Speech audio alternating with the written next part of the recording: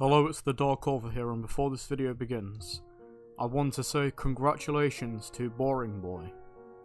You are the winner of the shoutout that I did in the Rugrats Theory video. I asked for a recommendation for a creepypasta for me to write or narrate. You picked Super Mario 64, and this is what you get. So everybody go check him out, his channel will be in the description below. But that's enough time, let's get into the video.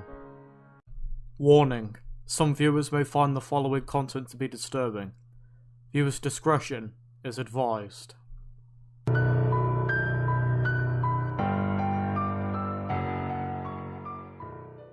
I've always liked Super Mario 64 when I was a kid.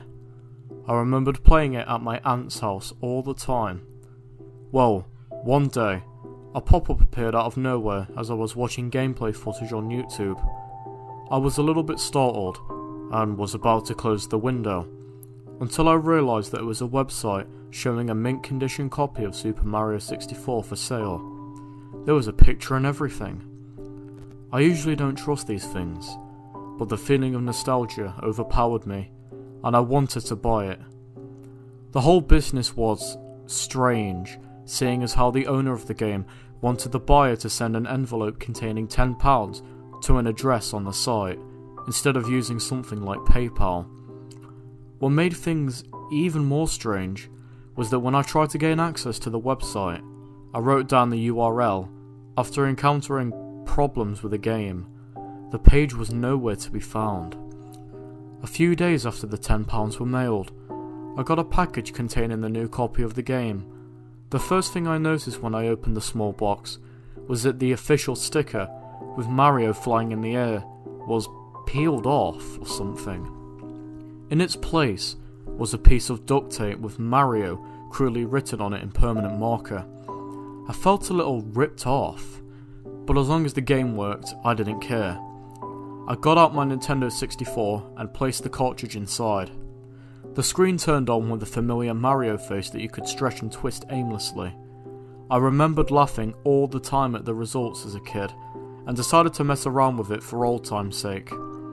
I moved the cursor over to Mario's ear and pulled it to 11 proportions. I was going to do the same to the other ear, when the TV suddenly produced loud static. Mario's whole head began to deform and twist, in ways that I didn't even know were possible for the model. Random sound effects from the game started playing along with the static. As all of this was occurring, I could hear a faint voice whispering in Japanese. The voice was stammering and whimpering. I immediately shut off the game and tried it again. I didn't even bother with Mario's head this time. I just selected a new file and begun to play. When I selected the file, the game skipped the opening monologue by Peach and the entire courtyard section. Mario was just placed right inside the castle. Creepier still, Bowser didn't say anything at all. I tried to ignore it and played the game anyway. However, I also noted that there was no music, just dead silence. There weren't even any toads to talk to. The only door I could enter was Bob on Battlefield. The other doors wouldn't even respond to my button inputs.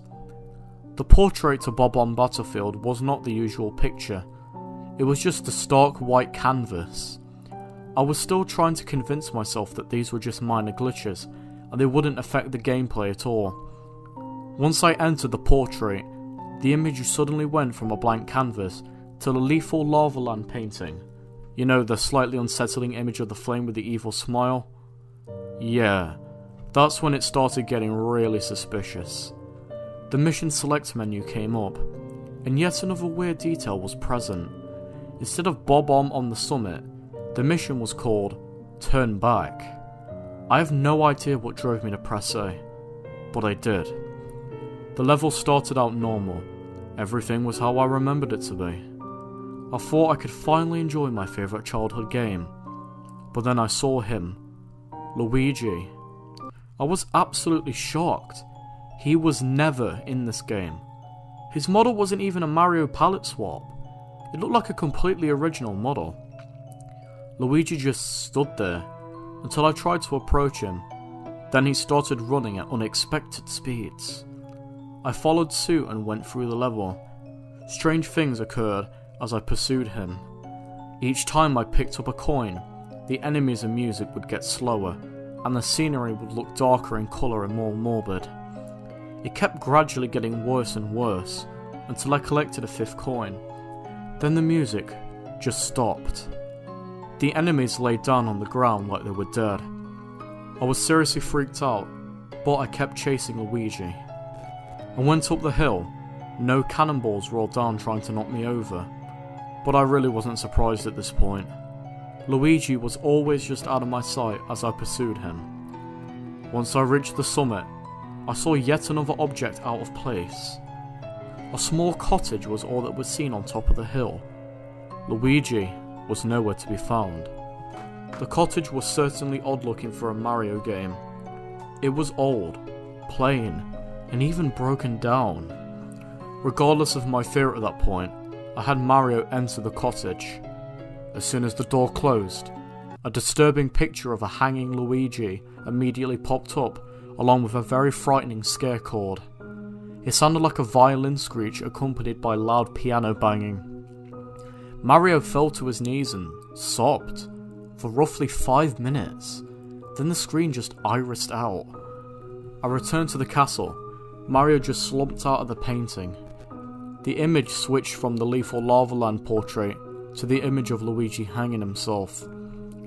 The room was different as well. It was now a small hallway. Toads with blank expressions and white robes lined the sides of the hallway. There was another painting at the opposite end that was completely terrifying. It was a picture of my family. It wasn't even a photo from the time that Super Mario 64 was made. It was a very recent photo. In fact, I remembered posting it last week. I reached for the on and off switch on the Nintendo 64. There was no way I was playing this anymore. However, when I flipped the switch, the game was still on. I flipped it back and forth, but to no avail. I tried unplugging the entire thing, but it never left the screen. I was even still able to control Mario. I couldn't just leave it on forever, so I kept playing. I went to the photo of my family and jumped in. Only one mission was available, of course. This one was called Run, Don't Walk. I selected the mission. Let's go. The level started in a flooded hallway with platforms floating on the water. Mario landed on one of these, and the camera turned to show what was behind. A silent black void was slowly approaching on Mario. It didn't look like anything. It didn't even look like finished graphics, just a giant blocky black blob. I started jumping from platform to platform with no goal in sight. I kept running, the darkness slowly but surely gaining speed. This kept going on for what felt like hours. I was really doubting there would ever be an end. Mario was just going in circles. Finally, the black blob thing caught up with Mario and enveloped him in darkness. He didn't scream or resist at all. It just consumed him. Mario fell out of the painting and back into the castle. I lost one of my 3 lives. The room was different now. Some of the toads were missing, and the painting looked different. My family and I were in the same positions, but our bodies was partially decomposed. It looked too real to be photoshopped. It looked more like someone just took our dead bodies and posed them. Regardless, I jumped into the painting again. Mario was in a small room. There was still only one mission available. It was called I'm Right Here, spelt just like that. I selected the mission and prepared for the worst. Mario landed in a small dark room. There was no visible way out. The room was empty, except for a piano in the corner. I knew what that meant. I was stuck in there with that mad piano. I approached it and it began chasing me as it always did.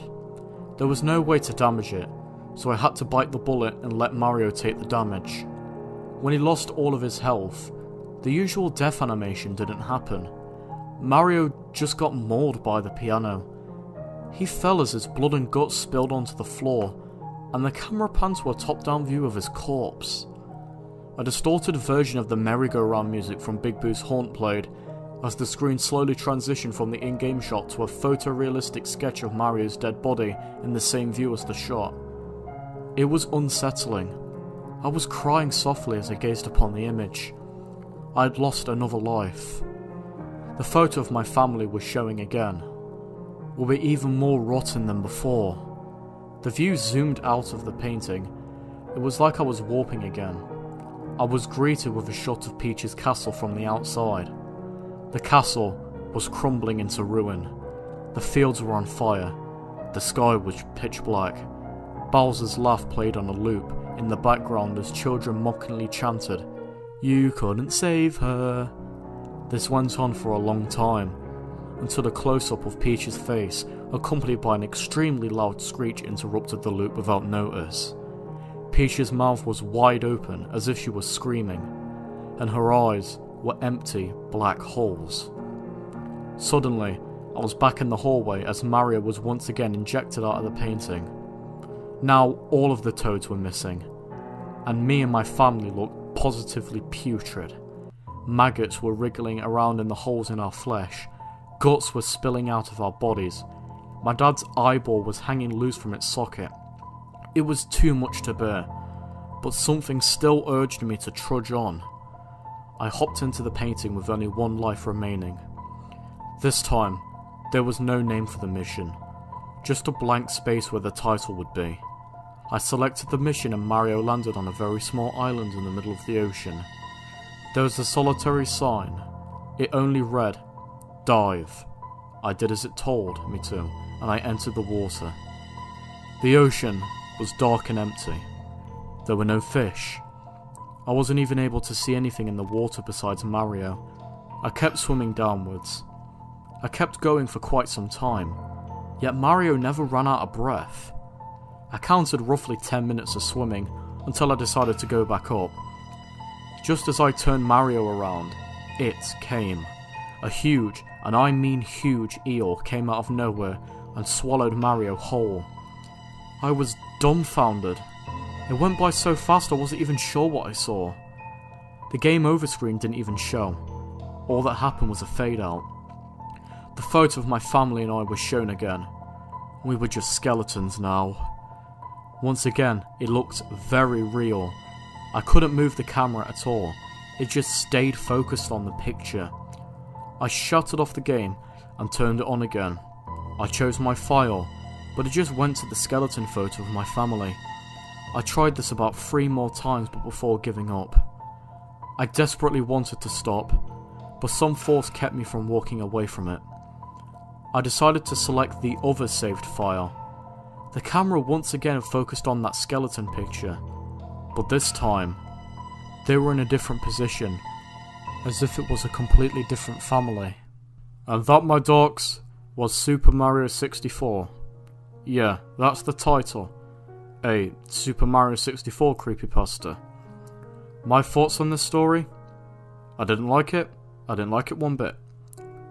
The best way to describe this story is repetitive. It repeats itself over and over.